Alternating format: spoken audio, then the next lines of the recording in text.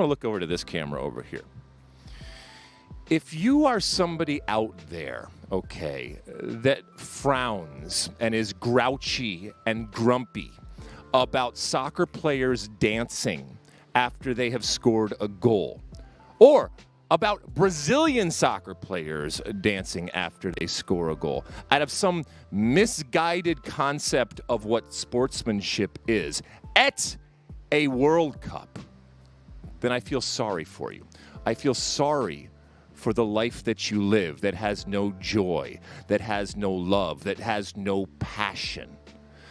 There are those out there that looked at Brazil today after they danced, albeit with choreography that was planned ahead of time, and thumbed their nose and looked the other way and cast aspersions on the Brazilians. And I say, you are lost. You are heartless. You are soulless. You dance every single time you score a goal, whether you're beating up on a team or whether it's just one goal and you're losing 7-0.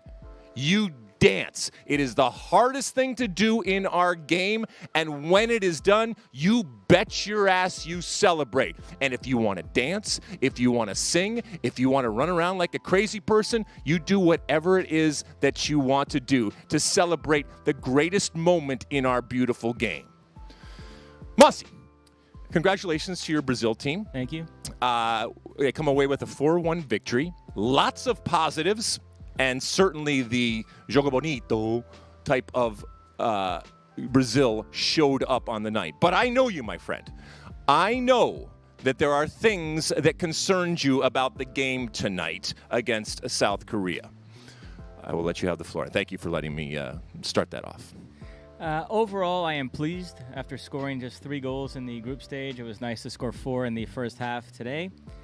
However, I can always find the one dark cloud in any clear sky. So there are a few things to pick at. The defense was not as solid in this match as it was in previous ones. Brazil didn't give up a shot on target in the first 2 games with the starting defense. Tonight, Alisson was actually quite busy, had to make several big saves. And can we just take the third game of group play out, because it was a B team, and then obviously everything was changed. So this is the A team that started today. So if you compare this to the first 2 games when the A team defense played, when they didn't give up a shot on target, Alisson could have taken a nap in both those games.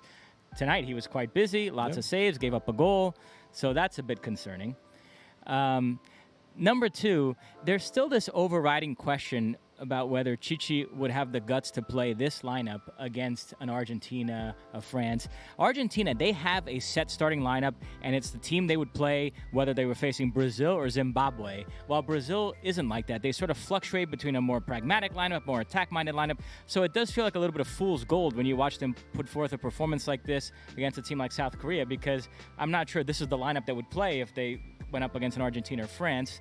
And then the only other thing I would pick at is, and he got away with it, but I would have liked to have seen Casemiro and Neymar come off sooner than they did. I especially Casemiro.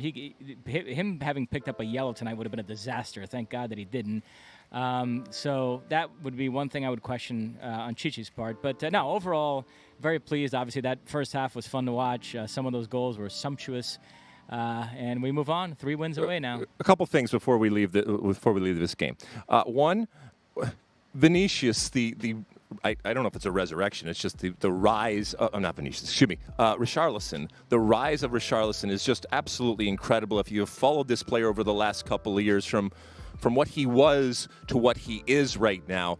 A little peek behind the curtain. Tomorrow, I will be unveiling my power rankings, if you will, of actual individual players that are still left in the tournament. And there's stars that are bringing it, and there's also stars in the making. I'm not saying much, but, Richarlison may make the top 10. We'll see how it goes here. But he has been wonderful for this team. Again, an incredible goal. Landon Donovan was just beyond himself in that goal that he scored, and obviously the lead up and the headers and doing all that kind of stuff.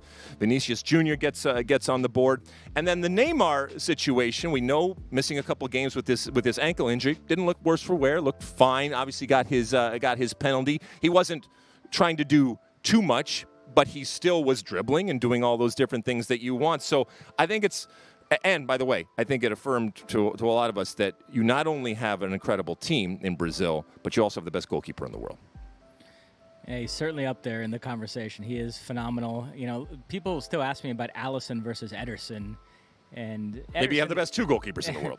Ederson is very good. He made a couple of really nice saves in the Cameroon match. But to me, when Alisson's in form, it's no contest. It's incredible. As far as Neymar, yeah, I thought he was tentative. It was kind of an easing your way back in kind of performance, but he makes such a difference just in the attention that he attracts and the space it opens up for others. So obviously very happy to have him back. Yeah, Richarlison, that's 10 goals now in his last 9 games for Brazil. You know, a lot of people question him even being in the squad, which was ludicrous if you actually followed his team and don't just base your opinions on players' club form. And it's interesting, Gabriel Jesus got hurt. He's out of the tournament, so Brazil have lost that safety blanket they had if Richarlison had gone off the boil. So now it's going to have to be Richarlison leading the line. Hopefully he's up to it in these bigger games coming up. So far, very good. When South Korea finally did score, it was a shot from the outside. It was deflected. Alisson couldn't do anything on it. I know there was some concerns with not just the goal, but the amount of opportunities that were given up, and lucky you had Alisson there. I thought it was wonderful, though, the reaction of the South Korean fans there. And even though they knew they were going to lose this game, and they were going to lose this game badly, in that moment there was a celebration of everything that they have done, and to a certain extent, at times punching above their weight. But they were outmatched from start to finish in this game. But that was a wonderful moment to see, and they went crazy. Anything else on this game before we move on?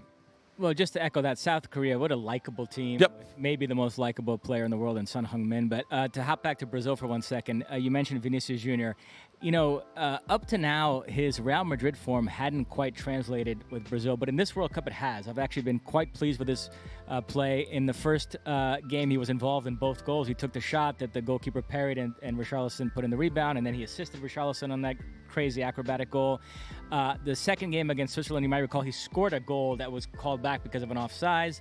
This one, he scores a nice goal, so he's been productive, so that's exciting. It gives Brazil another player other than Neymar that you feel like can be a real difference maker. On the other hand, Rafinha cannot buy a goal. It's unbelievable. But he was really good, though. Even though he was active, he was really involved, really good. But I'd like to see him get one because it's got to be getting in his head by now. But yeah, so in general, before we leave this game, you heard me scream and yell about dancing. How do the Brazilians think of the dancing?